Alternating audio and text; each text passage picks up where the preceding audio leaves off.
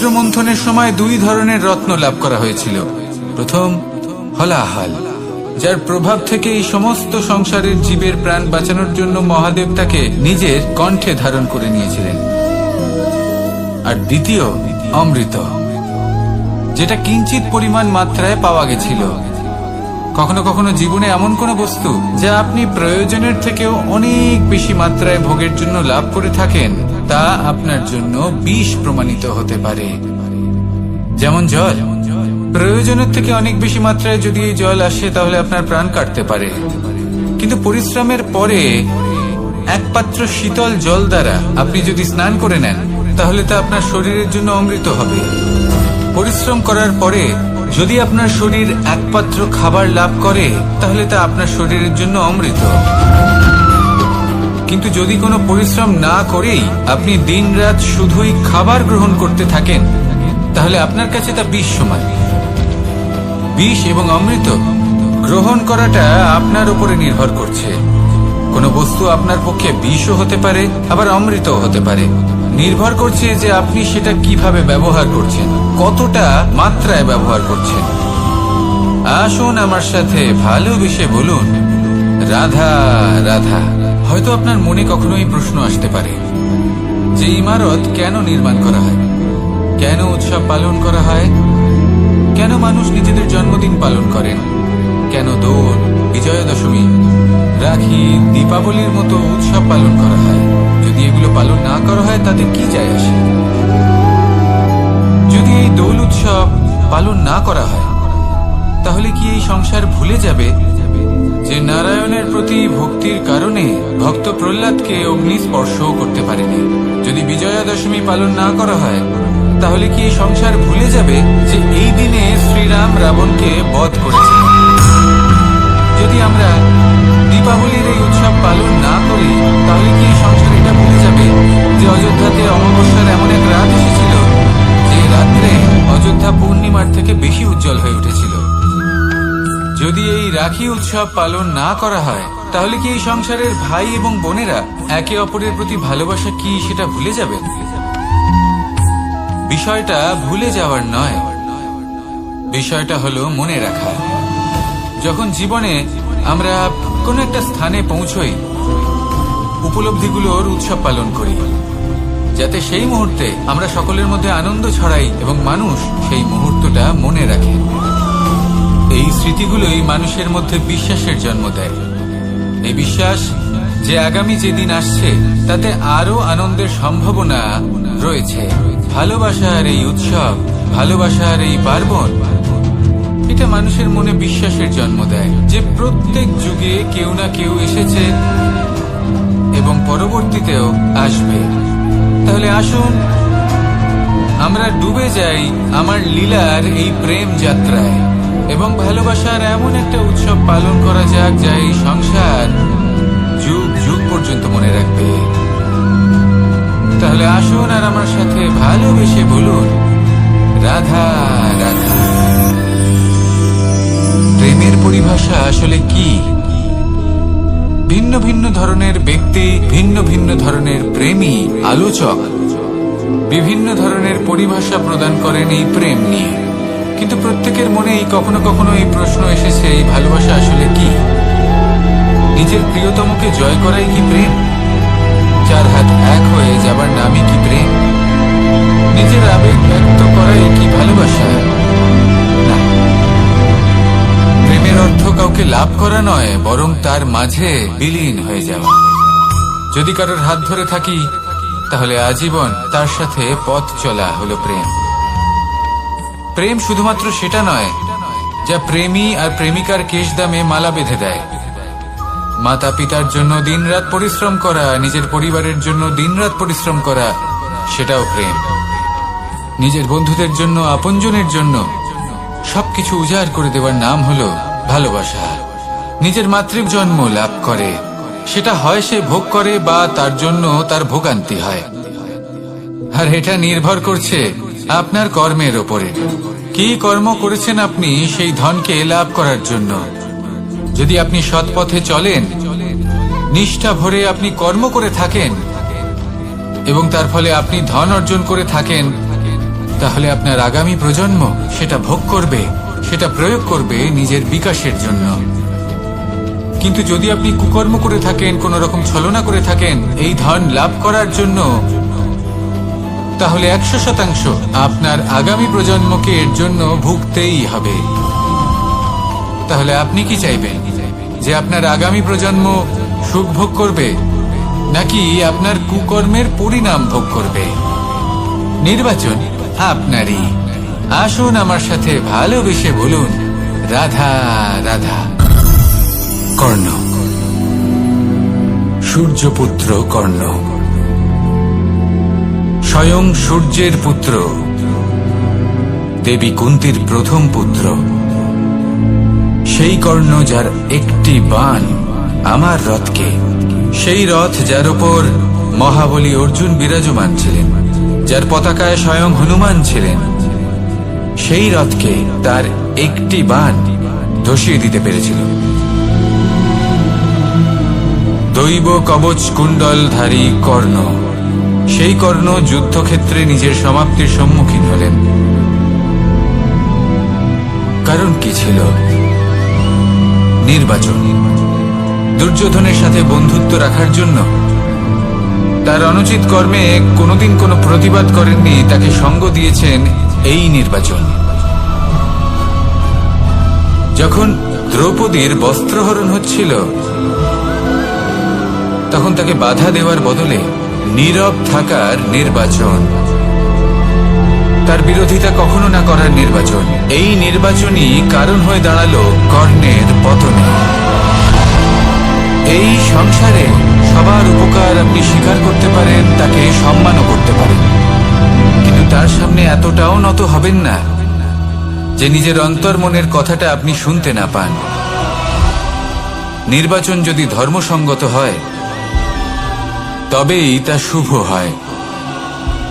আসুন আমার সাথে ভালোবেসে বলুন, রাধা রাধা। ভীষ্ম, একটা মহান নাম, দেবী গঙ্গার সুপুত্র। স্বয়ং বৃহস্পতি এবং পরশুরাম ছিলেন ওনার শিক্ষাগুরু। অত্যন্ত মহান যোদ্ধা ছিলেন, কিন্তু এই মহান যোদ্ধা ইনি ইতিহাসে আজ পর্যন্ত সেই সম্মান পেলেন না যার উনি যোগ্য ছিলেন। কারণ নির্বাচন। রাজ সিংহাসনের সেবা করার প্রতিজ্ঞা নিয়েছিলেন উনি। এবার রাজ সিংহাসনে যেই বসুক না কেন, তার সেবা করা, তার প্রত্যেক আদেশ পালন করা, এটাই ছিল ওনার প্রতিজ্ঞা। তা সেই ব্যক্তি উচিত হোক বা অনুচিত, সে উচিত পথে চলুক। ভালোবেসে বলুন, রাধা রাধা। যদি কোনো সিংহ বানরের মতো গাছে চড়তে চেষ্টা করে, তাহলে কি হবে? একটা মাছ যদি মাটিতে হাঁটতে চেষ্টা করে, তাহলে কি হবে? তারা বিফলই হবে। কিন্তু এরকম কেন হয়? তার কারণ হলো প্রকৃতির রচনা কিছুটা এরকম। এখানে প্রত্যেকটি ব্যক্তিকে, প্রত্যেকটি প্রাণীকে আলাদা আলাদা গুণের অধিকারী করা হয়েছে এবং সকলকে একটা সীমাও প্রদান করা হয়েছে। এবার এই যে বৃক্ষ, পশু, পাখি, এদের মধ্যে সেই ক্ষমতাই নেই যে এরা নিজেদের যাচাই করতে পারবে, নিজেদের সীমাগুলো বুঝতে পারবে, নিজেদের সদ্গুণগুলো চিনতে পারবে। এরা সেটা করতে পারবে না। কিন্তু মানুষ তো আলাদা। মানুষের কাছে সেই বিশেষ শক্তি আছে যে তারা পূর্ণরূপে নিজেদের যাচাই করতে পারবে, নিজেকে পূর্ণরূপে বুঝতে পারবে, নিজের দোষ, নিজের অপগুণ, নিজের সদ্গুণ, নিজেদের সীমাগুলো তারা বুঝতে পারবে। আর এটা অত্যন্ত গুরুত্বপূর্ণ। কথায় আছে যে যদি সাফল্য লাভ করতে হয়, তাহলে নিজেকে যাচাই করে নিতে হবে। তাই নিজেকে যাচাই করুন, নিজের সাথে পরিচিত হয়ে যান এবং জীবনে কর্ম করতে থাকুন। সাফল্যের শিখরে অবশ্যই পৌঁছে যাবেন। আর ওখানে যদি যান, তাহলে এই মন প্রসন্ন হয়ে অবশ্যই বলবে, রাধা রাধা। বনের মধ্যে যদি আপনি কোনো বিষাক্ত সাপ দেখেন, তাহলে কি করবেন? আপনি তখনই তার থেকে দূরে পালাতে চেষ্টা করবেন। আর এটা কেন করবেন? নিজের রক্ষার্থে। এই কথা আমি নয় মেনে নিলাম, কিন্তু নিজের জীবনে এটা করেন না কেন? আপনি যেখানেই যান, যে স্থানেই যান না কেন, প্রত্যেক সময় প্রত্যেক মুহূর্তে এমন বিষাক্ত সাপ আপনি অবশ্যই খুঁজে পাবেন। আর সেই সাপ নয় যাদের আপনি বনে খুঁজে পাবেন, এরা হলো সেই সাপ যা আপনাকে পাপ করতে বাধ্য করবে। আপনার অন্তরের বাসনা, ক্রোধ, অহংকার, লোভ, ঈর্ষা এদের বৃদ্ধি ঘটাবে। দেখুন, বনের এই সাপ আপনাকে একবার ছেড়ে দিতেও পারে, ছোবল নাও মারতে পারে, কিন্তু এই যে পাপরূপী সাপ আছে তা অবশ্যই ছোবল মারবে। কর্ম যদি করেন তাহলে অবশ্যই ফল পাবেন। সেই জন্য যখনই কোথাও যাবেন, যদি এমন কাউকে দেখেন, যদি এমন কিছু দেখেন যে আপনাকে পাপ করতে বাধ্য করছে, তাহলে সেই মুহূর্তে সেখান থেকে পালিয়ে যান। যেমন বনের সাপ দেখে আপনি পালাতে থাকেন। সৎকর্মের রক্ষা অত্যন্ত আবশ্যক। আসুন আর আমার সাথে ভালোবেসে বলুন, রাধা রাধা। মনুষ্য জীবনের সব থেকে বেশি গুরুত্বপূর্ণ বিষয় হলো মনের একাগ্রতা। এই সংসারের যে কটি মহান কার্য সম্পাদন হয়েছে তা হলো মনের এই একাগ্রতার একমাত্র ফল। আপনি অবশ্যই দেখে থাকবেন, অনেক ছোট বড় নদী যা বয়ে চলে তাদের সামনে একটা বাঁধ নির্মাণ করা হয় সেই সব নদীর জল সঞ্চয় করতে। বাঁধ হয়ে গেলে প্রয়োজন মতো বা মনের ইচ্ছে মতো তাকে ব্যবহার করা সম্ভব। এবার এটাই আমাদের মনের সাথেও সম্ভব। আমাদের মনের একাগ্রতা আজকের দিনে দাঁড়িয়ে বিভিন্ন ধরনের বিকার, ক্রীড়া এবং ভোগের মধ্যে ভাগ হয়ে গেছে। একে একত্রিত করতে হবে, একটা বাঁধ নির্মাণ করতে হবে, কর্মের বাঁধ। আপনাকে শুধু এটাই করতে হবে, যেটা উচিত কর্ম সেটাই করুন, যেটা অনুচিত কর্ম সেটা করা থেকে নিজেকে বিরত রাখুন। ব্যাস, এই কাজটাই আপনি করতে থাকুন, করতে থাকুন। মনের মধ্যে একাগ্রতার বাঁধ নির্মাণ করুন। আর একবার যদি তা নির্মাণ হয়ে যায়, তাহলে যখন চাইবেন, যেখানে চাইবেন, যতটা চাইবেন একাগ্রতা প্রয়োগ করতে পারবেন। আর একবার যদি আপনি এটা শিখে যান, তাহলে এই সংসারকে বদলে ফেলার মতো কাজ আপনি করতে পারবেন, সমাজকে শোধরাবার মতো কাজ করতে পারবেন। তাহলে এই মনকে একাগ্র করুন আর আমার সাথে ভালোবেসে বলুন, রাধা রাধা। আমরা সবাই ফল খাই, কিন্তু আমাদের সেই ফলই প্রিয় হয় যে পরিপক্ক হয়ে ওঠে, যেটা নম্র হয়, আর যে ফল অনেক বেশি মিষ্টি আর সুস্বাদু হয়ে থাকে, যাদের রঙে বাহার দেখা যায়। সেইভাবে জীবনে আমরা নানান মানুষের সাথে পরিচিত হই, কিন্তু সেই মানুষই আমাদের মন ছুঁয়ে যায় যারা বিনম্র স্বভাবের, যাদের বাণী খুব মধুর, যাদের অন্তরে আত্মবিশ্বাসের একটা তেজ, একটা রং দেখা যায়। এবার এমন ব্যক্তি আমরা কি করে হব? ঠিক সেইভাবেই যেমন একটা ফল রোদ, বর্ষা, শীত, বায়ু এই সকল সংকটময় পরিস্থিতির সম্মুখীন হয়ে পরিপক্ক হয়ে ওঠে, সেইভাবেই মানুষ সংকটময় পরিস্থিতির সম্মুখীন হয়ে পরিপক্ক হয়ে ওঠেন। যদি এই সংকটের সম্মুখীন হন তাহলে অভিজ্ঞ হবেন, আর এই অভিজ্ঞতাই শিক্ষা দিয়ে যাবে। এই অভিজ্ঞতা আমাদের শিখিয়ে দেয় যে আমাদের বিনম্র থাকতে হবে। অহংকার করে কোনো লাভ নেই। মধুর বাণীর যে কি মূল্য তা আমরা শিখতে পারি। এই অভিজ্ঞতাই আমাদের বুঝিয়ে দেয় যে উচিত অনুচিত কোনটা আমাদের দৃষ্টিভঙ্গি তৈরি করে, আর এই দৃষ্টিভঙ্গি দ্বারা আত্মবিশ্বাস জাগ্রত হয়। সেই জন্য জীবনে কখনো বিপদ থেকে দূরে পালাবেন না, সেগুলোর সম্মুখীন হন, অভিজ্ঞতা লাভ করুন, তার থেকে শিক্ষা লাভ করুন, এইভাবেই পরিপক্ক হবেন। আসুন আমার সাথে ভালোবেসে বলুন, রাধা রাধা। ধন সঞ্চয় করা সম্ভব, আর সেই জন্য ধন সব থেকে বেশি মূল্যবান সম্পত্তি নয়। এবার আপনি বলবেন, এ আমি কি বলছি? এই ধন খুব মূল্যবান, আমরা সকলে অর্জন করতে ব্যস্ত। সেটা এই কারণে, কারণ আপনারা জানেন না এই সংসারের সব থেকে বেশি মূল্যবান সম্পত্তি কি। এ হলো সেই সম্পত্তি যা কখনো সঞ্চয় করা সম্ভব নয়। আপনার কাছে যতই ধন থাকুক, তা দিয়ে আপনি স্বাস্থ্য লাভ করতে পারেন, বাড়ি কিনতে পারেন, আদি ইত্যাদি, কিন্তু আপনি যতই ধনী হন না কেন, ফেলে আসা দিনের একটা মুহূর্ত আপনি লাভ করতে পারবেন না। এই একটা মুহূর্ত, এই সময়, এটাই হলো সংসারের সব থেকে মূল্যবান সম্পত্তি। একবার চলে গেলে তা কখনোই ফিরে আসে না। আর এই মুহূর্ত যতই চলে যাক না কেন, আমরা স্মৃতির মাধ্যমে সেগুলি যাপন করতে পারি, তার আনন্দ উপভোগ করতে পারি, আর যার সাথে আমরা সময় অতিবাহিত করেছি তার স্মৃতিতে আমরা চিরকাল জীবিত থাকতে পারি। সেই জন্য সময় সব থেকে মূল্যবান সম্পত্তি, তাকে এইভাবে নষ্ট করবেন না। প্রত্যেকটা মুহূর্ত উপভোগ করুন, আনন্দ করুন, আর ভালোবেসে বলুন রাধা রাধা। কনক, কি সুন্দর একটা শব্দ। এর অনেকগুলো রূপ রয়েছে, অনেকগুলো অর্থও রয়েছে। প্রথম অর্থ হলো স্বর্ণ, অর্থাৎ সম্পত্তি। দ্বিতীয় অর্থ ধুতুরা, অর্থাৎ গাছের ছোট একটা বীজ, যা কিনা অত্যন্ত শক্তিশালী হয়। যদি বেশি মাত্রায় এর প্রয়োগ করা হয় তাহলে এটা বিষময় হয়ে উঠতে পারে। এই হলো সেই ধুতুরা যার প্রয়োগ মহাদেবের পুজোতে করা হয়। এবার প্রশ্ন হলো এটাই যে এই স্বর্ণ এবং এই ধুতুরার মধ্যে মিল কি রয়েছে। মিল হলো এটাই যে এই দুটোই মানুষকে মত্ত করে তোলে।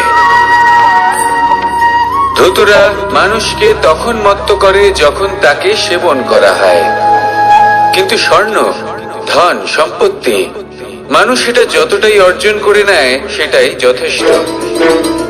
এই স্বর্ণ মানুষের ভাবনা চিন্তা করার ক্ষমতাকে বশ করে ফেলে। মানুষ সম্পত্তির লোভে মত্ত হয়ে ওঠে, কারণ যে যত চমৎকারী, যতটা অমূল্য হয় তাকে সামলানো কিন্তু ততটাই কঠিন, তাই না? তাই মনে রাখবেন, ধন, স্বর্ণ, সম্পত্তি এগুলো ধুতুরার থেকেও অনেক বেশি বিষাক্ত হতে পারে। তাই এর ওপর আত্মসংযমের একটা কবচ পরিয়ে রাখবেন এবং বিবেকের শক্তির সাথে এগুলো প্রয়োগ করুন, তবেই কল্যাণ হবে। আসুন আমার সাথে ভালোবেসে বলুন রাধা রাধা। মানুষের জীবনে তিনটি গুণ অত্যন্ত প্রয়োজনীয়: শ্রদ্ধা, বিনম্রতা, যোগ্যতা। যদি জ্ঞান লাভ করতে চান তাহলে শ্রদ্ধার প্রয়োজন, যদি মান লাভ করতে চান তাহলে স্বভাবে বিনম্র হওয়া প্রয়োজন, আর যদি মনোবাঞ্ছিত স্থান লাভ করতে চান তাহলে যোগ্যতার প্রয়োজন। বিষয়টা সহজ। শ্রদ্ধা আপনাকে জ্ঞান দেবে, নম্রতা আপনাকে মান, আর যোগ্যতা উচিত স্থান দেবে। কিন্তু যদি আপনি এই তিনটি গুণ সম্মিলিত করেন তাহলে এমন কিছু লাভ করবেন যা এই সব কিছুর থেকে অনেক ঊর্ধ্বে। সম্মান। আর এ হলো সেই সম্মান যা প্রত্যেক মানুষের নিজের জীবনে লাভ করতে চেষ্টা করা উচিত, কারণ এই হলো সেই সম্মান যার কারণে আপনি চলে যাওয়ার পরেও এই সংসার আপনাকে ভালোবাসবে আর মনে রাখবে।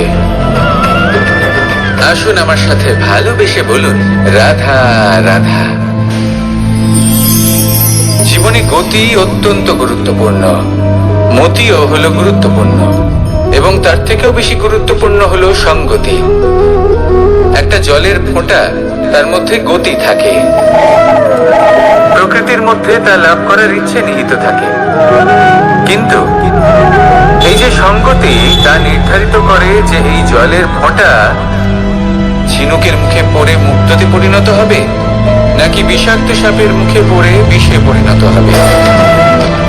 এবার দেখুন, এই জঞ্জাল স্বর্ণকারের দোকানের সামনেও থাকে এবং জঞ্জাল একজন ব্যবসাদারের দোকানেও থাকে, কিন্তু জঞ্জাল যা স্বর্ণকারের দোকানে থাকে তা ব্যবসাদারের দোকানের জঞ্জালের থেকে অনেক বেশি মূল্যবান, কারণ তার মধ্যে সোনার কণার সঙ্গতি থাকে। সেই জন্য জীবনে সঙ্গতির উপর বিশেষ গুরুত্ব দেবেন। যেমন সঙ্গতি তেমনই আপনি হবেন। আসুন আমার সাথে ভালোবেসে বলুন রাধা রাধা। প্রত্যেক প্রাণী ভালোভাবে জীবন যাপন করতে চান, এটা তাদের স্বভাবে আছে এবং ভাবাটা অনুচিত নয়। কিন্তু একটা ভালো জীবনের গুরুত্বপূর্ণ অংশ কোনটা? বসবাসের স্থান, সেই স্থান যেখানে আমরা জীবন অতিবাহিত করি। এবার মানুষ ভাবতে পারেন যে একটা ভালো বাসস্থানের অর্থ কি? সেই স্থান যেখানে সহজে জল পাওয়া যায়, যেখানে শুদ্ধ বায়ু পাওয়া যায়, যেখানে আনাজ উৎপন্ন হয়।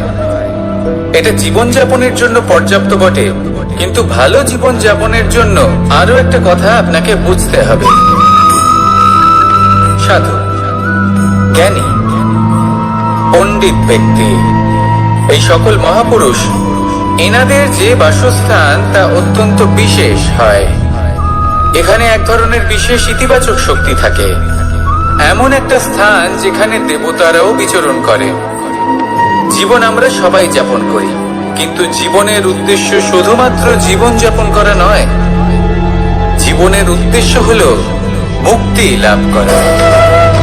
আর এই সকল সাধু, জ্ঞানী, পণ্ডিত ব্যক্তি, এই সকল মহাপুরুষ আপনাকে মুক্তির পথে নিয়ে যেতে পারেন, কারণ এরা হলেন সেই মহাপুরুষ যারা নিজেদের অন্তরের বিকার, অহংকার, ক্রোধ, বিদ্বেষ এই সকল দোষগুলিকে ত্যাগ করেছেন, এদের উপর বিজয় লাভ করেছেন। এমনই একজন ব্যক্তি আপনাকে মুক্তির পথে নিয়ে যেতে পারে। প্রয়োজন হলো শুধুই এনাদের চিনতে পারা, এদের কথা বুঝতে পারা এবং এদের দেখানো পথে চলা। যদি আপনি এটা করতে পারেন, তাহলে এই মন প্রফুল্ল হয়ে বলবে, রাধা রাধা। আমি এখানে একা এই বনে বসে আছি, বাঁশি বাজাচ্ছি। কার জন্য? কে আছেন এখানে? কেউ নেই। আমার প্রজা, আমার রাজ্য, আমার পরিবার আমার থেকে অনেক দূরে আছেন। আমি এখানে একা এই বনে বসে এই আকাশের এই রঙের, গাছের এই সব ফলের, মাটির সুবাসের আনন্দ উপভোগ করছি। কেন? আমি হলাম দ্বারকাধীশ। এমন কি রাজকীয় বা ভৌতিক সুখ রয়েছে যে আমি ওখানে পেতে পারি না? সবকিছুই পেতে পারি, তাও এখানে বনে একা বসে আছি। কোন সুখ খুঁজে চলেছি? একা থাকার সুখ। আমরা প্রত্যেকদিন অনেক মানুষের সাথে, চিন্তাধারার সাথে, কর্মের সাথে, পরিস্থিতির সাথে সুখ দুঃখের দ্বারা বেষ্টিত থাকি। জীবনের এই চক্রে আমরা জড়িয়ে পড়তে থাকি। যতই আমরা এই সমস্যার সমাধান করি, আমরা ততই এতে জড়িয়ে পড়ি। আমরা এতটাই জড়িয়ে পড়ি যে যখন আমরা আয়নায় নিজেদের দেখি, তখন আমরা নিজেদের চিনতেই পারি না। এমন মনে হয় যেন আমরা নিজেদের হারিয়ে ফেলেছি। সেই জন্য প্রত্যেক দিন আপনি কিছু সময় নিজের সাথে কাটান একান্তে। এটা অত্যন্ত আবশ্যক। নিজের অস্তিত্বের গভীরে গিয়ে দেখতে শিখুন, নিজেকে বুঝুন। অদ্ভুত শান্তির অনুভূতি হবে। যেমন এই বায়ু, এই বৃক্ষ, এই পুষ্প, এই নিসর্গ, এদের মতো আপনিও কখনো একলা হতে শিখুন।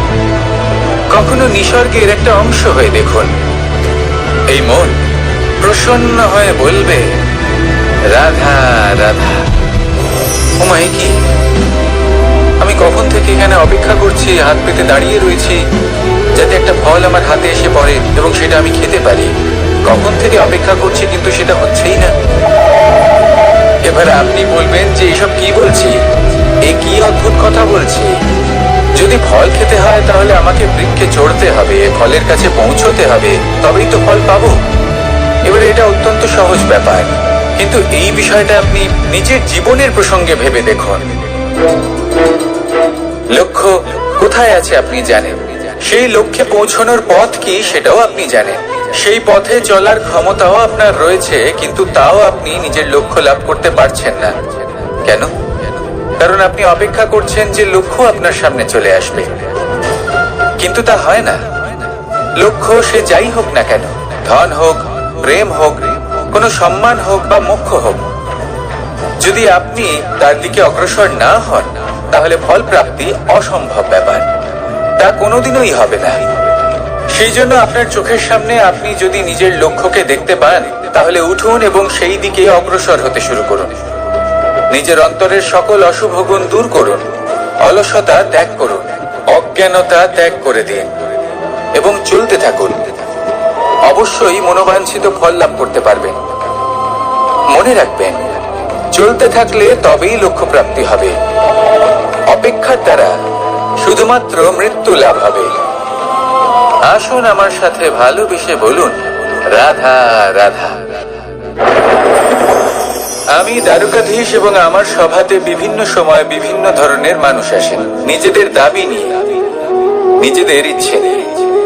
কখনো কেউ ভোজন চান, আবার কখনো কেউ ওষুধ, কখনো কেউ বস্তু চান, কেউ আবার চান বস্ত্র। কারোর জ্ঞান চাই, কারোর ধন চাই, আবার কারোর বাসস্থান।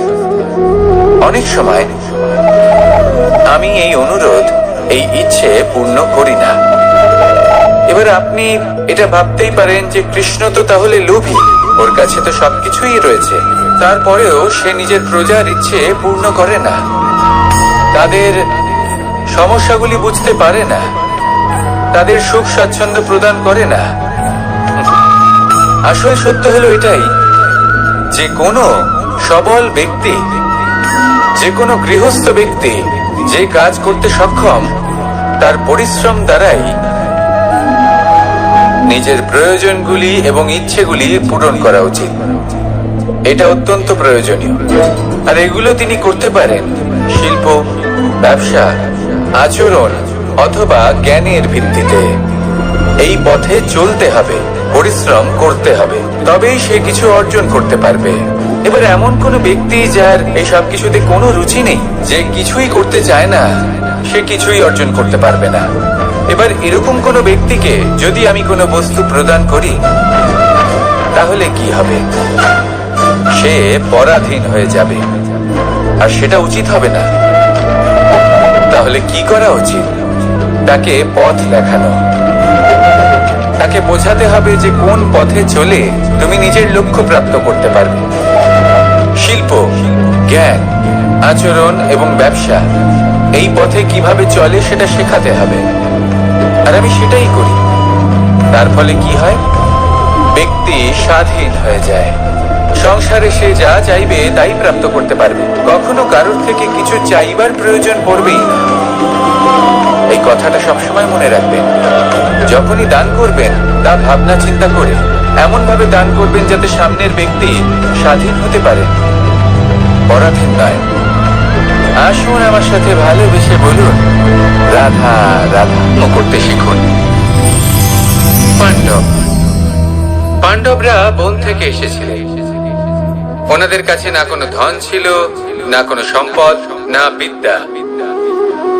নিজের পরিশ্রমের দ্বারা ওনারা বিদ্যা অর্জন করেছিলেন, আর তার দ্বারাই সম্পদ অর্জন করলেন আর ধনও অর্জন করলেন। এই পাণ্ডব ছিলেন অত্যন্ত কুশল এবং শক্তিশালী। যুধিষ্ঠির নিজের পরিশ্রম দ্বারা এমন জ্ঞান অর্জন করেছিলেন যে এই সংসার ওনাকে ধর্মরাজ যুধিষ্ঠির অভিহিত করেছিল।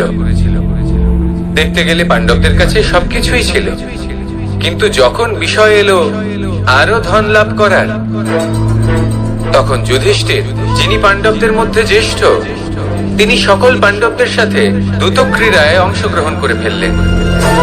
এর ফলে না শুধু ধনলক্ষ্মী, ধর্মলক্ষ্মী, বিবেক লক্ষ্মী কেউ হারালেন, আর শুধু তাই নয়, নিজের গৃহলক্ষ্মী দ্রৌপদীকেও হারিয়ে ফেললেন। এর কারণ কি? ভুলে গেলেন খুব সহজ একটা কথা। এই সংসারে সম্মান এবং সাফল্য দুটোই পরিশ্রমের দ্বারা লাভ করতে হয়, কিন্তু দ্রুতক্রীড়ার এই খেলা আমাদের ভাগ্যের উপর নির্ভরশীল। এই সংসারে দুটি পথ রয়েছে। একটা পথ যেখানে কর্ম এবং পরিশ্রমের দ্বারা আপনি নিজের পথ নিজেই রচনা করতে পারবেন, আর দ্বিতীয় পথ হলো যেখানে এই ভাগ্য এক মুহূর্তে আপনাকে শিখরেও পৌঁছে দিতে পারে, আবার ধূলিসাৎ করে দিতে পারে। আপনি কোন পথ বাছবেন, সেই চয়ন আপনারই। আসুন আর আমার সাথে ভালোবেসে বলুন রাধা রাধা। কোনো এক সময়ের ঘটনা এটা। মা এবং বাবা হাটে গিয়েছিলেন, তখন আমি আর দাদা গিয়েছিলাম গরু চড়াতে। আমরা বাড়ি ফিরে এলাম, আর মা সেই সময় একটা কাজ করতেন। যখনই হাটে যেতেন, দরজা তালা বন্ধ করে যেতেন। উনি খুব ভালো করে জানতেন যে যদি ওনার এই মাখন চোর সঠিক সময় পৌঁছে যায়, তাহলে এক ফোঁটাও মাখন আর অবশিষ্ট থাকবে না। এবার ঘটনা কিছুটা এরকম হলো যে মা আর বাবা মাঝে মাঝে হাটে যেতেন, তাই মাঝে মাঝেই দরজা তালা বন্ধ করতে হতো। যখন মা আর বাবা ফিরে এলেন, তখন বাবা ভুলে গিয়েছিলেন যে এই চাবির গোছা থেকে ঠিক কোন চাবিটা দরজার তালা খোলার জন্য উপযোগী। উনি চেষ্টা করতে শুরু করে দিলেন। একটার পর একটা চাবি দিয়ে উনি চেষ্টা করতে থাকলেন, কিন্তু সেই দরজার তালা তো খুলতেই চাইছিল না। ওনার মাথা থেকে ঘাম পড়তে শুরু করলো। তখন মা বললেন যে তালা ভেঙে দেওয়া যাক। মা চলে গেলেন, আর বাবা বললেন না না দাঁড়াও, আর কিছু চাবি বাকি আছে, এটা হয়তো খুলতে পারবো। মা হাতুড়ি নিয়ে চলে এলেন সেই তালা ভাঙার জন্য, আর তখনই বাবা শেষ চাবিটা প্রয়োগ করলেন আর দরজার তালা খুলে গেল। যদি উনি চেষ্টা না করতেন তাহলে এই তালাটাও ভেঙে যেত আর চাবিটাও নষ্ট হয়ে যেত, ঠিক কিনা? এবার এই ঘটনাটা আমি দেখেছিলাম, আর আমার মনে হলো যে কখনো কখনো এই চাবির গোছার মধ্যে থেকে শেষ চাবিটাও কিন্তু জীবনের দরজা খুলে দিতে পারে। সেজন্য আপনি যদি জীবনে সাফল্য লাভ করতে চেষ্টা করেন, নিজের লক্ষ্যে পৌঁছতে চান, তাহলে হার মানবেন না। হয়তো দেখবেন আপনার পরবর্তী প্রচেষ্টা বা এই অন্তিম প্রচেষ্টা আপনাকে সাফল্যের পথে নিয়ে গেল। তাই নিরন্তর প্রচেষ্টা করতে থাকুন, জীবনে সাফল্য লাভ করুন। যজ্ঞের আগুনকে শুভ বলে মনে করা হয়, আর সেখানেই চিতার আগুনকে অশুভ মনে করা হয়। এমনটা কেন হয়? এখানে বিষয়টা হলো লক্ষ্য, বিচার এবং সঙ্গের। যখন আমরা যজ্ঞ করি তখন আমাদের লক্ষ্য কি হয়? পরিবেশকে আরো পবিত্র করে তোলা, ইতিবাচক করে তোলা। আমাদের লক্ষ্য শুভ হয়। তারপরে আসে বিচার। এই পরিস্থিতিতে সেই বিচার হলো অগ্নি। স্ফুলিঙ্গ থেকে তীব্র আকার ধারণ করে সমস্ত কাঠকে পুড়িয়ে দেয় এবং সুগন্ধ ছড়িয়ে দেয়। অর্থাৎ যদি আপনার লক্ষ্য শুভ হয় তাহলে তার নিজেই শুভ বিচারধারাকে আমন্ত্রণ জানায়। এই শুভ বিচার তখনই আসবে যখন আপনার সংকল্প শুভ হবে। অন্যদিকে হলো চিতার আগুন। এর লক্ষ্য কি? একটা দেহকে পরধামে পৌঁছে দেওয়া। সবার শেষে সবকিছু আপনার উপরে নির্ভরশীল যে আপনি কোনটা চয়ন করতে চান। আপনার লক্ষ্য যদি শুভ হয় তাহলে আপনার বিচার এবং সঙ্গতি আর তার পরিণাম সবই শুভ হবে। আসুন আর আমার সাথে ভালোবেসে বলুন, রাধা রাধা। এই সংসারের প্রত্যেক বস্তুর, প্রত্যেক পরিস্থিতির, প্রত্যেক আবেগের দুটি দিক আছে। এর মধ্যে পার্থক্য করা সম্ভব শুধুমাত্র দৃষ্টিভঙ্গির দ্বারা। যদি কোনো ব্যক্তি পর্বত শিখরে দাঁড়িয়ে থাকেন তাহলে উনি এটাই দেখতে পাবেন যে এই জলের ধারা সমুদ্রের দিকে বয়ে চলেছে। আরেক ব্যক্তি যিনি সমুদ্রের কাছে দাঁড়িয়ে আছেন তার এটাই মনে হবে যে এই জলের ধারা সমুদ্রের দিকে আসছে। এখানে বিষয়টা হলো দৃষ্টিভঙ্গির, আর এটাই সময়ের সাথেও হয়ে থাকে। অনেক সময় মানুষ চিন্তিত হয়ে পড়েন, ত্রস্ত হয়ে পড়েন যে তার কাছে হয়তো খুব কম সময় আছে, তাতে তিনি অনেক কিছুই করতে পারবেন না, আর একটু সময় থাকলে খুব ভালো হতো। তিনি এইভাবেও ভাবতে পারেন যে অল্প হলেও সময় বাকি তো রয়েছে, অর্থাৎ যা অবশিষ্ট আছে তাকে সংরক্ষণও করা সম্ভব, তাতে জীবন যাপনও করা সম্ভব। আর এটা নির্ভর করছে আপনার উপর। তাই দৃষ্টিভঙ্গি ইতিবাচক রাখুন। জীবনে দুই ধরনের আবেগ রয়েছে যার কোনো মূল্য নেই। আমার কথার অর্থ এটা নয় যে এদের কোনো গুরুত্ব নেই, গুরুত্ব যথেষ্টই রয়েছে, শুধু এদের জন্য আপনাকে কোনো মূল্য দিতে হয় না। প্রথম আবেগ হলো আনন্দ, প্রসন্নতা। এটা আপনি যে কোনো জায়গায় খুঁজে পেতে পারেন যদি আপনি খুঁজে পেতে চান। আপনি কোনো পুষ্পের সৌন্দর্য দেখে প্রসন্ন হতে পারেন। বায়ুর কারণে যখন একটি বৃক্ষ শিহরিত হয় সেটা দেখে আপনি প্রসন্ন হতে পারেন। একটা ছোট্ট শিশুর কলরব শুনেও আপনি প্রসন্ন হতে পারেন। একটা ক্রন্দনরত বালককে হাসিয়ে আপনি প্রসন্ন হতে পারেন। সবকিছু আপনার উপর নির্ভরশীল। সেখানে আরেকটি আবেগ হলো দুশ্চিন্তা। মানুষ বড়ই দুশ্চিন্তা করতে থাকে। আজ আমি এই কাজ করেছি, সেই বিষয়ে চিন্তা। আজ আমি এই কাজ করতে পারিনি, সেই বিষয়ে চিন্তা। কাল আমাকে এই কাজ করতে হবে, সেই নিয়ে চিন্তা। আমি কি সেই কাজটা করতে পারবো, সেই বিষয়েও দুশ্চিন্তা। চিন্তা সর্বত্র রয়েছে, যার জন্য মূল্য দিতে হয় না। যত চান আপনি একত্রিত করতে পারেন। একটা গুরুত্বপূর্ণ কথা মনে রাখবেন, প্রসন্নতা জীবনের একটা নতুন সূত্রপাত। সেখানে দুশ্চিন্তা হলো জীবনের চিতার সমান। এবার এই দুটি আবেগ হলো মূল্যহীন, দুটোই আপনার সামনে আছে। কোনটা চয়ন করবেন আপনি, দুশ্চিন্তা নাকি প্রসন্নতা? সিদ্ধান্ত আপনারই। আসুন আর আমার সাথে ভালোবেসে বলুন, রাধা রাধা। ধন, সম্পত্তি, এগুলো আসলে কি? এগুলো শুধু সেই মূল্য যার দ্বারা আমরা কোনো কিছু অর্জন করতে পারি।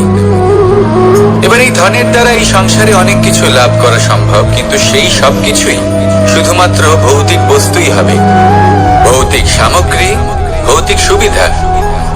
অর্থাৎ আপনার কাছে যতই ধন থাকুক, তা আপনাকে শান্তির ঘুম এনে দিতে পারবে না, আপনাকে জীবনের বাস্তব সুখের অনুভূতি লাভ করাতে পারবে না, কারণ এগুলো ভৌতিক ধন। এই ভৌতিক বস্তুই অর্জন করাতে সক্ষম। বাস্তবিক ধন কি? যদি এই প্রশ্ন আপনার মনে আসে, তাহলে তার উত্তর আমি আপনাকে দেব একটা উদাহরণের মাধ্যমে। কখনো আপনি শুনে থাকবেন যে একজন পিতা আজীবন অনিষ্ট করেন, অনর্থ করেন, খারাপ কাজ করেন শুধু ধন অর্জনের জন্য। তিনি ভাবেন যে আমি ধন অর্জন করব আর নিজের সন্তানকে একটা উজ্জ্বল ভবিষ্যৎ প্রদান করব, একটা সুখ স্বাচ্ছন্দ্যময় জীবন দান করব। এবার সন্তান যখন জন্ম লাভ করে, তখন সে ভাগ্যের জোরে সেই ধন ভোগ করে। যেরকম সে পায়, সেরকমই তার ব্যবহার সে করে। কখনো আপনি এটাও দেখে থাকবেন যে সেই সন্তান সমস্ত ধন নষ্ট করে ফেলে, আর সেই পিতা যিনি সমস্ত ধন সঞ্চয় করেছেন, যিনি সেই ধনের প্রভু, আজ সেই ধনের প্রহরী হয়ে রয়েছেন। এবার এরকম কেন হয়? এরকম তখনই হয় যখন সেই পিতা বুঝতেই পারেন না যে তার জীবনের আসল ধন কি। সেই আসল ধন তার সন্তানকে সে দিতেই পারে না। যদি পিতা তার সন্তানকে কর্মের জ্ঞান দিতে পারেন, উচিত কোনটা অনুচিত কোনটা সেই শিক্ষা দিতে পারেন, সংস্কারের প্রকৃত শিক্ষা দিতে পারেন, তবে সেটা ধনের থেকে অনেক বেশি গুরুত্বপূর্ণ। এটাই হলো জীবনের বাস্তব ধন। আপনি সেই কথা তো অবশ্যই শুনে থাকবেন, কুসন্তান হলে ধন সঞ্চয় করে কি হবে, সুসন্তান হলে ধন সঞ্চয় করে কি হবে। সন্তান যদি কুপুত্র হয় তাহলে সব নষ্ট করে ফেলবে, আর সন্তান যদি সুপুত্র হয় তাহলে ধন থাকুক না থাকুক, সে নিজেই কর্মের পথে অগ্রসর হয়ে ধন অর্জন করবে আর নিজের জন্য এক উজ্জ্বল ভবিষ্যৎ করে তুলবে। তাই সন্তানকে সম্পদ দেওয়ার আগে কর্মের জ্ঞান দান করুন, সুশিক্ষা দিন, কারণ এটাই হলো জীবনের প্রকৃত ধন।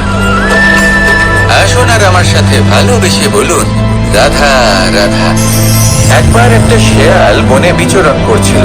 ও একটা ছোট্ট শাবক দেখতে পেল। ও ভাবলো, আজ একেই আমি খাবার হিসেবে গ্রহণ করব। আশেপাশে দেখলো কেউ দেখছে না তো, কেউ ছিল না, আর সেই শাবকের উপর আক্রমণ করলো, যা হলো একটা ঘোর অপরাধ। বনের নিয়ম অনুসারে আপনি কখনোই শাবকের উপর আক্রমণ করতে পারেন না। তারপর এই খবরটা যখন রাজা সিংহ জানতে পারলেন, সভার আয়োজন করলেন। কিন্তু সেখানে শেয়াল বলল, আমি তো এরকম কিছু করিনি, কিন্তু যদি আপনি এরকম বলেন কোনো প্রমাণ দিন, এর কোনো সাক্ষী আছে? তখন রাজা সিংহ পেঁচাকে ডেকে পাঠালেন, যে সেই মুহূর্তে বৃক্ষের শাখার উপর বসেছিল, সে সব কিছু দেখেছিল। পেঁচা সব সত্যি কথা বলল, আর শেয়ালকে মৃত্যুদণ্ড দেয়া হলো। এবার এই কাহিনী আমি আপনাকে কেন শোনালাম? কারণ মানুষও কখনো কখনো এরকম কর্ম করেন যা শিয়াল করেছে। এটা ভাবেন কেউ দেখছে না যখন, আমি অনুচিত কর্ম করতেই পারি। কিন্তু না, আপনি যাই করুন না কেন, কেউ না কেউ অবশ্যই তা দেখছে। কোনো ব্যক্তি না হলেও কোনো প্রাণী, না হলে কোনো যক্ষ বা দেব বা প্রেত। যদি এনারা কেউ না দেখেন, তাহলে ধরিত্রী মাতা দেখেন, যেখানে দাঁড়িয়ে আপনি সেই কর্ম করছেন, তাই না? তাই একটা কথা সবসময় মনে রাখবেন, কে দেখছেন কে দেখছেন না সেই বিষয়ে ভাবা ছেড়ে দিন। এটা খুব সহজ কথা। আপনি যদি উচিত কর্ম করেন, উচিত ফল পাবেন। যদি অনুচিত কর্ম করেন, তাহলে আপনি অনুচিত ফল অবশ্যই পাবেন। সেই জন্য উচিত পথে চলতে থাকুন, উচিত কর্ম করতে থাকুন, আর আমার সাথে ভালোবেসে বলুন, রাধা রাধা। আমরা সবাই জীবনে নিজের জন্য সবচেয়ে ভালোটাই চাই, সবচেয়ে ভালো সুবিধা পেতে চাই, সবচেয়ে বেশি সম্মান পেতে চাই। কিন্তু সবার পক্ষে এইসব পাওয়া কি সম্ভব? হ্যাঁ, নিশ্চয়ই। শুধু একমাত্র বাধা সময়। আমাদের জীবনের কোনো স্থায়িত্ব নেই। তাই যদি সময়ের সদ্ব্যবহার করেন, তাহলে একটু সুবিধে হতে পারে। এবারে দেখুন, যাদের সবসময় স্বপ্ন দেখতে ভালো লাগে, তার জন্য রাত্রি কম পড়ে যায়। আর যারা স্বপ্ন পূরণ করতে চান তাদের জন্য দিন কম পড়ে যায়। যারা সম্মান পেতে চান তাদের জন্য সব সময় পরোপকার কম পড়ে যায়। আর যারা জ্ঞান অর্জন করতে চান তাদের জন্য মনোসংযোগ। জীবনে যদি নিজের লক্ষ্যে পৌঁছতে চান তবে সময়ের বিভাজন আপনাকে ঠিক করতেই হবে। মনে রাখবেন, রাধা রাধা। লোকে বলে জীবনে মেলামেশা করা অত্যন্ত আবশ্যক। এতে সম্পর্কের আধারও হয়, আবার ব্যবসাও চলে। কিন্তু সবচেয়ে বেশি গুরুত্বপূর্ণ হলো ব্যবহার। তাই এই বিষয়ে ভাবুন, আপনার জীবনে কি আপনার সাথে মেলামেশা করবে তা নিশ্চিত করে সময়। আপনি আপনার জীবনে কার সাথে মেলামেশা করবেন তা নিশ্চিত করবে আপনার হৃদয়। আপনি যাদের সাথে মিশছেন তাদের হৃদয়ে আপনি কতক্ষণ থাকবেন তা নিশ্চিত করবে আপনার ব্যবহার। নিজের ব্যবহার ভালো রাখুন, সব ভালোই হবে। রাধা রাধা। এই ফুল দেখতে পাচ্ছেন আপনি? এটা সেই ফুল যার জীবন এই ডালে শুরু হয়েছিল। দর্শকদের চোখে প্রশংসা দেখল সে, মধুর লোভে মৌমাছিরা এলো, আর তারপর ডাল থেকে ভেঙে নিচে পড়ে গেল সে। কেন? নিয়তি এরকম কেন করল? ভাবুন, কারণ এই ডালেই ফুল হয়ে থাকাটা এই ফুলের জীবনের লক্ষ্য কখনোই ছিল না। এবার এই ফুল হয় দেবতাদের সজ্জায় ব্যবহৃত হবে, নয় কোনো কন্যার গয়নায় গাঁথা হবে, আর নয় কারোর প্রেম প্রদর্শনের মাধ্যম হবে। দেখুন, জীবনে নিজের লক্ষ্যে পৌঁছতে হলে যাত্রাকে ভয় পেলে চলবে না। নিজের অস্তিত্ব তৈরি করতে হলে তাদের ছায়া থেকে আপনাদের দূরে যেতেই হবে যারা আপনাকে অস্তিত্ব প্রদান করেছেন। এটাই জীবনের নিরন্তর সত্য। রাধা রাধা। আমাদের সকলের জীবনে কখনো না কখনো পাথর দ্বারা আঘাত লাগেই, আর এই সংসারও আমাদের উপরে কখনো না কখনো পাথর বর্ষণ করে। কখনো আমাদের খারাপ ভেবে, আর কখনো আমাদের অসফল ভেবে, কখনো আমাদের বুদ্ধিহীন ভেবে। কারণ অনেক আছে, কিন্তু এই পাথর দ্বারা আমরা আঘাত পাবো কি পাবো না তা সম্পূর্ণ আমাদের হাতে। হয় আপনি এই পাথরের আঘাত পেয়ে চোখের জলে ডুবে থাকতে পারেন, আর নয়তো যদি আপনি চান তাহলে এই পাথর দিয়ে সেতু বানিয়ে সকল সমস্যার সাগর অতিক্রম করতে পারেন। সিদ্ধান্ত আপনার। এই পাথর এ হলো প্রতীক আমাদের নিন্দার, আমাদের আলোচনার। যে এই আলোচনা নাকারাত্মক ভাবে দেখবে সে শুধুমাত্র কষ্টই পাবে, আর যে এই আলোচনাকে নিজের বিকাশের আধার বানাবে সেই সাফল্যের চূড়ায় পৌঁছবে।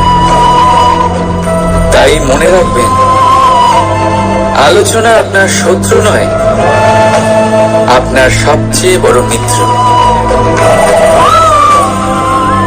রাধা রাধা। মিষ্টি জল সবার পছন্দ, কিন্তু নোনতা জল কেউ পছন্দ করে না। এইবার ভাবার বিষয় হলো মুক্তো, যা সমুদ্রের গহ্বরেই তৈরি হয়। নোনতা জলের মধ্যে থেকেই প্রতি মুহূর্তে অন্য প্রাণীদের থেকে বেঁচে নিজের অস্তিত্বকে বাজি রেখে ঝিনুক মুক্ত প্রদান করে থাকে। কখনো ভেবেছেন কেন? কারণ সংকটের সম্মুখীন না হয়ে, চরম পরিস্থিতির সাথে না জড়িয়ে আপনার কখনোই সুখ প্রাপ্তি হবে না।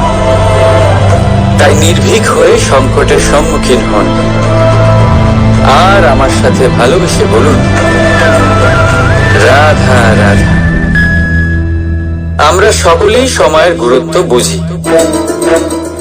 সময় আমাদের তৈরি করে, আর সময়ই আমাদের নষ্ট করে দেয়। কখনো ভালো সময় আসে, আর কখনো ভীষণ খারাপ সময় আসে। তবে আশ্চর্যের বিষয় এটাই যে সব জেনেও আমরা সময় নষ্ট করি। মনে রাখবেন, সময় শুধু বয়ে যায়, কখনো ফিরে আসে না। তাই ভালো সময় আসার অপেক্ষায় সময় নষ্ট করবেন না। যাই করবেন আজ, এক্ষুনি, এই মুহূর্তে শুরু করুন।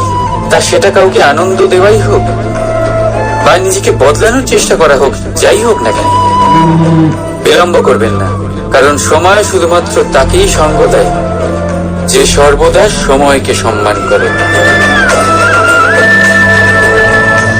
রাধা রাধা। কোথায় আছে সবকিছু সীমা থাকে, মুশকিলের, কষ্টের, সংকটের, অন্ধকারের। যার কোনো সীমা নেই তা হলো কেবলমাত্র কঠোর পরিশ্রমের। আপনি নিশ্চয়ই দেখেছেন, রাত্রি যতই অন্ধকারময় তারারা পরিশ্রম করে তার সাথে লড়তে থাকে, আর অবশেষে সকাল হয়েই যায়। ঝড়ে পাখিদের বাসা ছিন্ন বিচ্ছিন্ন হয়ে যায়, কিন্তু পাখিরা নিজের পরিশ্রম দ্বারা তা আবার বানিয়ে নেয়। কারণ যা সীমিত তাকে অসীমের কাছে হারতে হয়, আর পরিশ্রম অসীম। রাধা রাধা। প্রবাহিত নদী কত সুন্দর হয়, বলিষ্ঠ হয়, যেদিক দিয়ে বয়ে যায় সেখানে এক নতুন জীবন প্রদান করে, ধরণীকে উর্বর করে, আকাল দূরে রাখে। আর হয়তো এই জন্যই নদীকে মায়ের মতো পুজো করা হয়। কিন্তু আপনি কি কখনো ভেবে দেখেছেন যে নদীর জন্ম কি করে? এ কি শুরু থেকেই এমন বিশাল আর খরস্রোতা হয়? না, বৃষ্টির ছোট ছোট ফোঁটা একসাথে সম্মিলিত হয়ে এক সূক্ষ্ম ধারা তৈরি করে, আর সেই ধারাগুলি পর্বতের বরফ কেটে তাদেরকে গলিয়ে জলপ্রপাত হয়ে ঝরে পড়ে পাথরের সাথে ধাক্কা খেয়ে তারপরেই সে নদী হয়ে ওঠে। ঠিক সেইভাবেই এত সহজে কেউ মহান হয়ে ওঠে না। ছোট ছোট চেষ্টা মিলে এক বিশাল ব্যক্তিত্ব তৈরি করে। তাই জীবনে সর্বদাই চেষ্টা করতে থাকুন, অস্তিত্ব নিজে থেকেই প্রকাশ পাবে। রাধা রাধা। কখনো কখনো আমরা নিজের মা বাবার ওপর কতটা রেগে যাই, মনে করি ওনাদের মন আমাদের দিকেই নেই। আমরা ভাবি ওনাদের কাছে আমাদের কোনো অস্তিত্বই নেই, আর তাই আমরা রেগে যাই। কিন্তু আপনি কি কখনো এমন অনুভব করেছেন যে আমাদের চোখ দিয়ে আমরা আমাদের নাক কখনো দেখতেই পাই, কারণ তা চোখের ভীষণ কাছে থাকে, দুই চোখের মাঝখানে। কিন্তু যখন কেউ মুখে আঘাত করে, হাত সর্বপ্রথম নাককেই সুরক্ষিত করার চেষ্টা করে। মাতা পিতাও অনেকটা এরকমই হয়। আপনার ভালোর জন্য, আপনার সুরক্ষার জন্য তারা সবসময় তৈরি। তাই তাদের প্রেমকে কখনো সন্দেহ করবেন না। আবশ্যক নয় তাদের প্রেম আপনি সবসময় স্পষ্টভাবে দেখতে পাবেন, কারণ এই এক এমন প্রেম যা সর্বদাই আপনার সাথে ঢাল হয়ে আপনার রক্ষা করতে থাকবে। রাধা রাধা। বাবুল গাছ কত বিশাল আকার হয়, পিপুল গাছও বিশাল আকার হয়। কিন্তু আপনি কি কখনো ভেবে দেখেছেন যে কেন বাবুল গাছ কেটে তা ব্যবহার করা হয়, আর কেনই বা পিপুল গাছকে পুজো করা হয়? এই জন্যই, কারণ পিপুল গাছ তার নিচে বসে থাকা পথিককে ছায়া প্রদান করে, নিজের ডালে অসংখ্য পাখিদের আশ্রয় দিয়ে থাকে। যদি আপনি সম্মান পেতে চান তবে পিপুল গাছের মতোই হতে হবে। কিছু দিতে শিখুন, আনন্দ, সুখ, শীতলতা দান করতে শিখুন। আর কাঁটার মতন কাউকে কখনো কষ্ট দেবেন না। সম্মান স্বয়ং হেঁটে আপনার কাছে আসবে। আর মন প্রসন্ন হয়ে বলবে রাধা রাধা। শক্তি অর্জন করা এতটা কঠিন নয় যতটা শক্তি লাভ করার পরে সেই শক্তি সামলানো কঠিন হয়। কারণ যেই মানুষ শক্তি লাভ করে তার মনে গর্ববোধ জন্মায়, জন্মায় অহংকার, জন্মায় জেদ। তাই শক্তি প্রাপ্ত করার সাথে বিনম্র থাকাও অত্যন্ত আবশ্যক। আর এটা আমাদের শেখা উচিত বৃক্ষের থেকে। বৃক্ষ যা আমাদের ফল দেয়, বৃক্ষ যা যত ফল দেয় ততটাই ঝুঁকে যায়। আমরা পাথর মারি ওই বৃক্ষের থেকে ফল প্রাপ্ত করার জন্য। সেই পাথরের মার সহ্য করেও বৃক্ষ আমাদের ফল দেয়। কোনো গর্ববোধ নেই, কোনো অহংকার বোধ নেই, আর সেই জন্য এই বৃক্ষের পুজো করা হয়। এটাই হলো মাহাত্ম্য, শক্তির সাথে বিনম্রতা। যদি এই শক্তি সৃজন করে থাকে, সাহায্য করে থাকে, সম্বল হয়ে থাকে, তবেই সেই শক্তি উপযুক্ত। আর নয়তো সেই শক্তি একদিন আপনাকে আসক্ত অবশ্যই করবে। তাহলে শক্তি অবশ্যই অর্জন করুন, কিন্তু তার সাথে সেই শক্তি সামলানোর মতো বিবেকও আপনাকে অবশ্যই জাগ্রত করতে হবে। তাহলে আসুন আমার সাথে ভালোবেসে বলুন রাধা রাধা।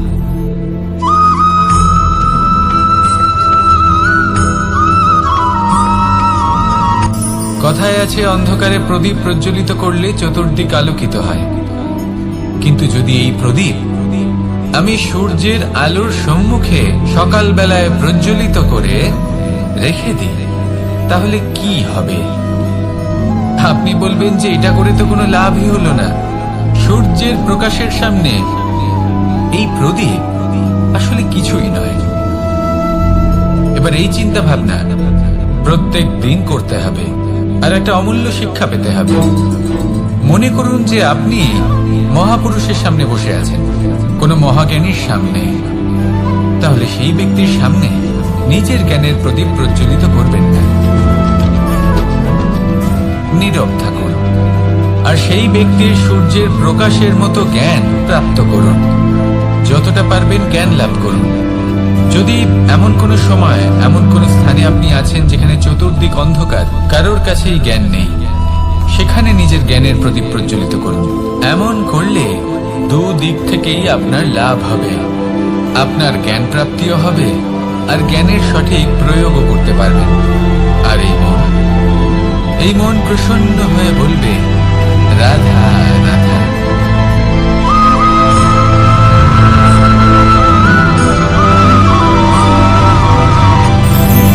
এই সংসারে আমরা প্রকাশ কোথা থেকে পাই? এর উত্তর বড়ই সরল। ভোরে যখন সূর্যোদয় হয় তখন প্রকাশের কিরণ আমাদের ঘরে এসে পৌঁছয়। এইভাবেই আমরা প্রকাশ লাভ করি। এবার এই প্রকাশের আলোতেই আমরা সারাদিনের কাজ সম্পন্ন করি। সন্ধে হয়ে যায়, সূর্যাস্ত হয়ে যায়, আর আমাদের ঘর যাতে অন্ধকার না হয় তার জন্য আমরা একটা প্রদীপ প্রজ্বলিত করি। এটাই ঘটে আমাদের জীবনেও। এবার প্রবাহমান আয়ুর সাথে আমরা আমাদের অন্তরে যদি একটা প্রদীপ প্রজ্বলিত করে নিই, তাহলে বিষয়টাই অন্যরকম হবে। এবার আপনি বলবেন কোন প্রকাশের কথা বলছি যা আমাদের অন্তরে জাগ্রত করা সম্ভব? আমাদের আত্মার মাঝে প্রেমের প্রকাশ জাগ্রত করার কথা বলছি। কারণ আমাদের এই জীবন এও হলো দিনের আলোর মতো। আজ প্রকাশ আছে, কিন্তু কোনোদিন অবশ্যই অস্ত হবে।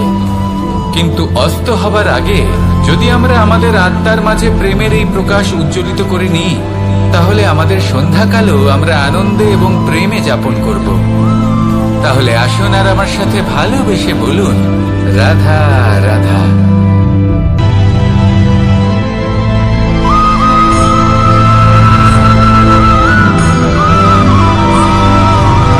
কথায় আছে যে এমন কোনো অক্ষর নেই যার দ্বারা কোনো মন্ত্র হয় না।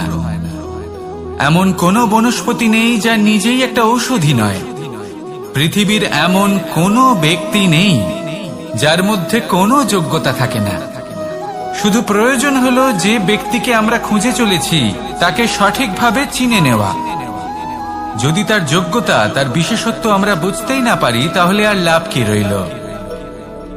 এই যদি কোনো নিষ্ঠুর কঠিন পাথরে বারংবার জড়িয়ে দেওয়া হয়, তাহলেও তাকেও কাটতে পারে, নিজের ছাপ ছেড়ে যেতে পারে, সেটার আকারও বদলে ফেলতে পারে। এবার এর কারণ কি? এর কারণ হলো অভ্যাস আর নিরন্তর প্রচেষ্টা। যদি আপনিও চেষ্টা করেন আর নিরন্তর কর্ম করে যান, তাহলে আপনার প্রারব্ধ পাথরের মতো কঠিনই হোক না কেন, তাতে ভাঙন ধরিয়েও আপনি নিজের লক্ষ্যে অবশ্যই পৌঁছতে পারবেন। একটা গুরুত্বপূর্ণ কথা মনে রাখবেন, সুকর্মের অভ্যাস আর নিরন্তর প্রয়াস এই হলো সাফল্যের মন্ত্র। তাহলে জীবনে এই মন্ত্র আনুন আর আমার সাথে ভালোবেসে বলুন, রাধা রাধা।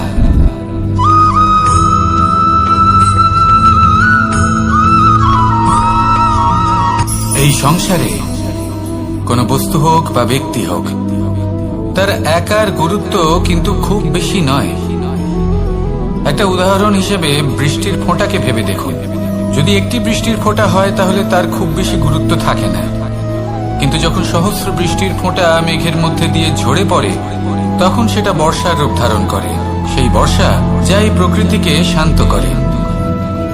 সেইভাবেই পাথরের ছোট টুকরো তার খুব বেশি গুরুত্ব থাকে না, কিন্তু যখন অসংখ্য পাথরের টুকরো একত্রিত হয় তখন তা পর্বতের আকার ধারণ করে। সেইভাবেই কিছু মানুষ যখন একত্রিত হন তখন তৈরি হয় পরিবার, কিছু পরিবার যখন একত্রিত হয় তখন তৈরি হয় সমাজ, যখন অনেক সংখ্যক সমাজ একত্রিত হয় তখন তৈরি হয় রাজ্য। এবার এই রাজ্যের সব থেকে গুরুত্বপূর্ণ ব্যক্তি হতে পারেন রাজা, কিন্তু তাও সেই রাজা একা কিছু করতে পারেন না। যুদ্ধ লড়ার সময় তারও নিজের সৈন্যদলকে প্রয়োজন পড়ে। কিন্তু এই সংসারে এমন একজন ব্যক্তি আছেন যিনি একাই সব কাজ করতে থাকেন, এবং সেই ব্যক্তি হলেন মা। আমাদের জীবনে একজন পিতার ভূমিকা কিন্তু নিঃসন্দেহে অমূল্য, কিন্তু আমাদের সকলের জীবনে যে ভূমিকা একজন মায়ের তা অন্য কারোর থাকে না। একজন মা একাই সন্তানকে বড় করতে পারেন, সংস্কারী করে তুলতে পারেন, তার জন্য পরিশ্রম করেন। আর এত কিছু কাজ করার পরেও তার কাজের জন্য তিনি প্রশংসা অবশ্য পান না। উল্টে যদি সেই সন্তান অনুচিত পথে চালিত হয়, অনুচিত কর্ম করে, তখন সেই মাকেই অপবাদের পাত্র হয়ে উঠতে হয়। আমাদের জীবনে মায়ের যোগদান কতটা সেটা বুঝুন। আপনাকে বড় করে তোলার জন্য উনি কতটা পরিশ্রম করেছেন সেটা বুঝুন। আজ থেকে, এখন থেকে, এই মুহূর্ত থেকে মাকে সম্মান করতে শিখুন। যখন সময় পাবেন, যখন সুযোগ হবে, তখন তার প্রশংসা করুন, ওনারও ভালো লাগবে। আর মায়ের এই মমতার জন্য, তার এই ভূমিকার জন্য আসুন সবাই মিলে আমরা তাকে প্রণাম করি, আর সকলে মিলে ভালোবেসে বলি, রাধা রাধা।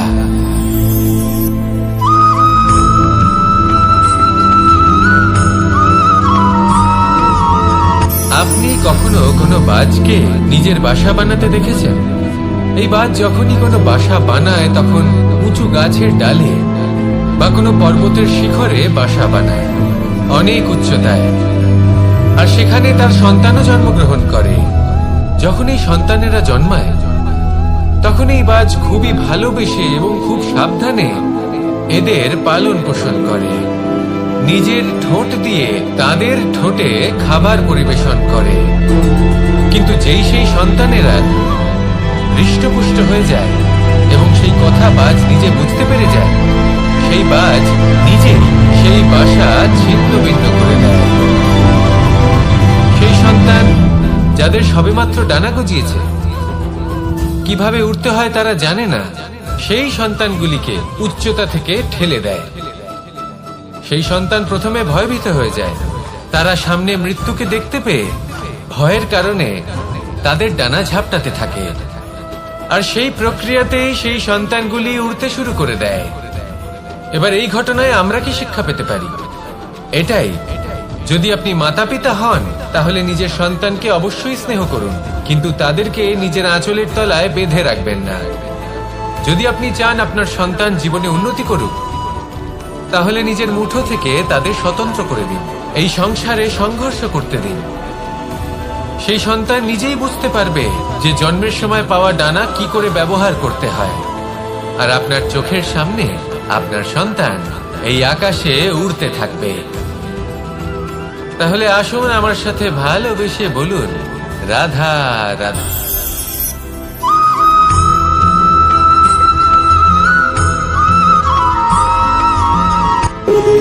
যখন মানুষের মৃত্যু হয় তখন কি হয়? অনেক সংখ্যক মানুষ শোক পালন করতে চলে আসেন। যে ব্যক্তি মৃত্যু লাভ করেছেন তার অনেক বস্তু থাকে যেগুলো তার প্রিয়, যেগুলো তিনি ব্যবহার করেছেন। তার শয্যা, তার বস্ত্র, তার আভূষণ সবকিছু তার থেকে বিচ্ছিন্ন করা হয় এবং খালি হাতে তাকে শ্মশানের উদ্দেশ্যে রওনা করা হয়। আমি আপনাকে এই প্রশ্ন করতে চাই, আপনি এই সংসারে কি অর্জন করেছেন? ধন সম্পত্তি, বস্ত্র, আভূষণ, এই সব কিছু যে আপনি অর্জন করেছেন, আপনার মৃত্যুর পরে তা আপনার থেকে দূর হয়ে যাবে। এর উত্তর হলো একটাই, আপনার কর্ম। শুধু সেটাই আছে যা একান্ত আপনার, আর শুধু সেটাই এই সংসার থেকে চলে যাওয়ার পরেও সংসারে জীবিত থাকবে। যদি আপনি দুষ্কর্ম করেন তাহলে এই সংসার আপনাকে একটি অনুচিত উদাহরণ হিসেবে মনে রাখবে যে এই ব্যক্তি খুব পাপী ছিল, অনুচিত কর্ম করতেন। যে পথে তিনি চলেছেন সেই পথে কারোর চলা উচিত নয়। সেখানেই যদি আপনি সৎকর্ম করেন তাহলে সংসার চিরকাল এটাই বলবে যে খুব ভালো মানুষ ছিলেন, সবাইকে ভালোবাসতেন, সবাইকে সাহায্য করতেন, আমার খুব প্রিয় মানুষ ছিলেন। এটাই হল শ্রেষ্ঠ কর্ম। সেই জন্য জীবনে শুধুমাত্র ধন সম্পত্তি, আভূষণ এই সব অর্জন করতে গিয়ে নিজের মনোনিবেশ করবেন না। শ্রেষ্ঠ কর্ম করুন। সংসার থেকে চলে যাওয়ার পরেও এই কর্মই এই সংসারে আপনাকে জীবিত রাখবে। আসুন আমার সাথে ভালোবেসে বলুন, রাধা রাধা।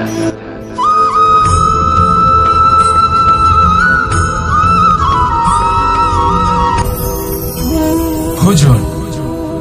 এবার ভোজন সংগ্রহ করার জন্য মানুষ কি না করেন, সব সময় চেষ্টা করতে থাকেন।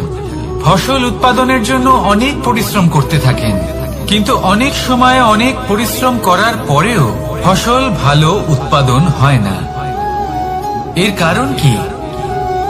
কারণ হলো এটাই যে আপনি পরিশ্রম হয়তো অনেক করেছেন, কিন্তু আপনার নজর তো সেই বীজের দিকে ছিলই না যে আপনি রোপণ করেছেন। সেই জন্য সব সময় কোনো বীজ রোপণ করার আগে তাকে পরখ করে দেখুন, তা অত্যন্ত আবশ্যক। আর সেইভাবেই যখনই কোনো কর্মের প্রশ্ন আসে তাহলে সেখানে শুধুমাত্র পরিশ্রম যথেষ্ট নয়, সেই কাজের প্রতি আপনার কর্তব্য কি, আপনার উদ্দেশ্য কি, সেটা জানা হলো অত্যন্ত গুরুত্বপূর্ণ। তাই কর্ম করুন, কিন্তু সেই কর্মের প্রতি আপনার যা উদ্দেশ্য তার মাহাত্ম্য বুঝতে চেষ্টা করুন।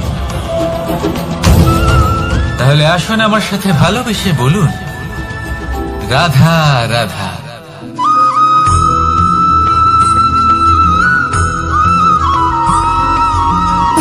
সুখ, দুঃখ এবং শক্তি, এই তিন হলো এই সংসারের ত্রিদেবের মতো। আমাদের জীবনে যা কিছু ঘটছে এই তিনটির ভিত্তির উপরেই হচ্ছে। আসলে এই সংসারের একটা নিয়ম আছে, যখনই আপনি কিছু লাভ করেন এই সংসার আপনার পরীক্ষা নেয়। এটা জানার জন্য আপনার পরীক্ষা নেয় যে আপনি যা কিছুই লাভ করেছেন আপনি কি আদৌ সেটার যোগ্য কিনা। ঠিক সেইভাবেই এই সুখ, দুঃখ এবং শক্তি আপনার পরীক্ষা নিয়ে থাকে। যখন সুখ আসে তখন সে আপনার পরীক্ষা নেয় যে আপনার মধ্যে অহংবোধ জাগ্রত হয়নি তো। যদি অহংবোধ চলে আসে তাহলে সুখ সেখানেই সঙ্গ ত্যাগ করে। দুঃখ আপনার ধৈর্যের পরীক্ষা নিতে থাকে, আর যদি আপনার মধ্যে ধৈর্য না থাকে তাহলে এটা আপনাকে আরো বেশি দুঃখের গভীর অন্ধকারে ঠেলে দেবে। সেখানে শক্তি পরীক্ষা নেয় আপনার বিনম্রতার। যদি আপনি বিনম্র না হন তাহলে হয় এই শক্তি আপনার সঙ্গ ত্যাগ করবে, নয় এই শক্তি বিনম্রতার অভাবে আপনার পতনের কারণ হতে পারে। এই সংসারে যে কোনো ব্যক্তি যিনি এই পরীক্ষায় উত্তীর্ণ হয়ে থাকেন এই জীবনে তিনি সাফল্য লাভ করেন। আসুন আমার সাথে ভালোবেসে বলুন, রাধা রাধা।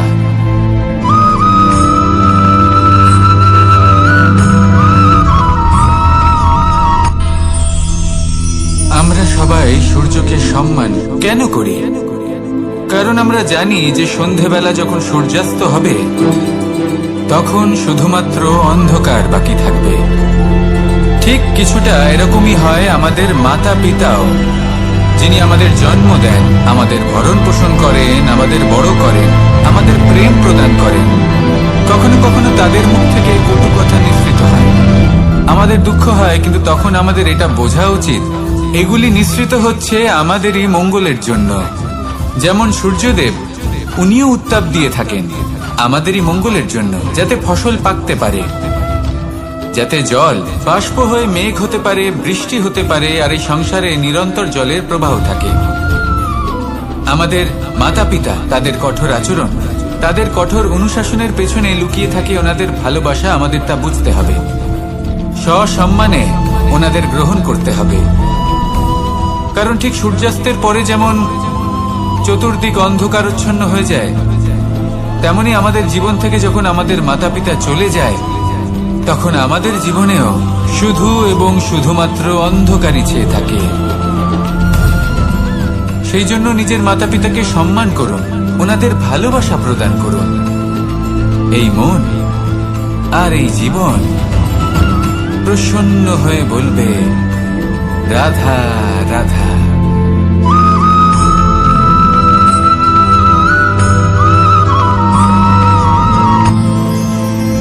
মানুষ তার জীবনে দুই ধরনের পরিস্থিতিকে খুব ভয় পায়।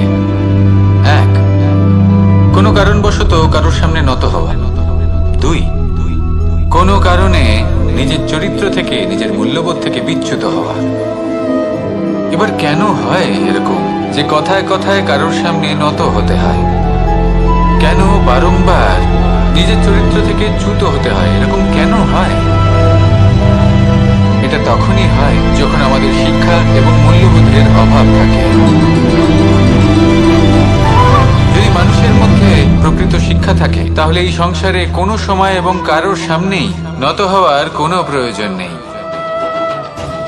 যদি মানুষের মধ্যে মূল্যবোধ থাকে তাহলে তাকে নিজের মূল্যবোধ বা চরিত্র থেকে বিচ্যুত হতে হয় না, তা সে যাই হয়ে যাক না কেন। কোনো বালককে যদি জন্ম থেকেই সুশিক্ষার অধিকারী করা হয়, শিক্ষিত করা হয়, মূল্যবোধের অধিকারী করা হয়, তবে সে এই সংসারে এমন কর্ম করবে যাতে সে নিজেকে, নিজের পরিবারকে, সমগ্র সমাজকে গর্বিত করতে পারে। শিক্ষা লাভ করুন, মূল্যবোধ লাভ করুন, এবং আমার সাথে আমাদের সমগ্র সংসার নির্ভরশীল। কারণ এই ভূমি সহ্য ক্ষমতা রাখে, এর সহ্য ক্ষমতা হলো অপরিসীম। সন্তান যতই আঘাত প্রদান করুক না কেন, প্রেম পূর্বক সহ্য করে, আর তার বদলে অমূল্য রত্ন প্রদান করে। সন্তান যদি হাল চালায় তাহলে তার বদলে তাকে অন্ন প্রদান করে। এটাই হলো ধরনী। এবার এর থেকে আমরা কি শিক্ষা পেতে পারি? এটাই যে কারোর জন্য কিছু করা বা কাউকে কিছু দেওয়া মনে কোনো কামনা ছাড়াই। আর এই কথাটা বুঝে যান, যদি কারোর জন্য কামনা না রেখে বা কোনো পাওয়ার আশা না রেখে কারোর জন্য কিছু করেন বা কারোকে কিছু দেন, যদি এটা আপনি শিখতে পারেন তবে আপনি ভালোবাসতে শিখে গেছেন।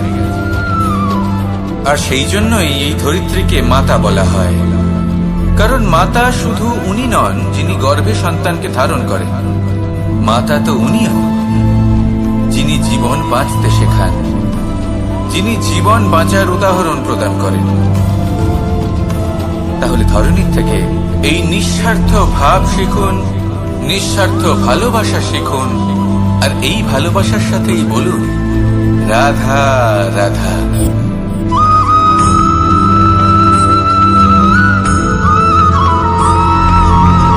এই সংসারে কোনো বস্তু হোক বা ব্যক্তি হোক, তার একার গুরুত্ব কিন্তু খুব বেশি নয়। একটা উদাহরণ হিসেবে বৃষ্টির ফোঁটাকে ভেবে দেখুন।